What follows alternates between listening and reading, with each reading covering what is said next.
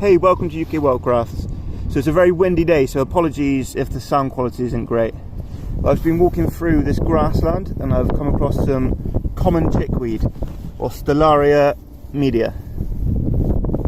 So it's a very common plant and it grows all year round, and you'll find it in grasslands and woodlands. This time of year it's still a bit smaller, but in the spring and summer it can grow anything up to 30, maybe 40 centimeters, and you get these long thin stems. So to identify it, first you look at the leaves. They are small, oval and pointed at the end, and the stems have hairs on one side, just one long line of hairs on the stem.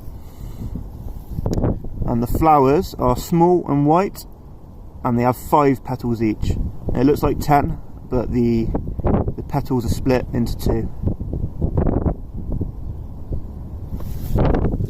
So this makes a good substitute for a lettuce. So you don't need to waste your money in the shops buying lettuce, because you can find this all year round.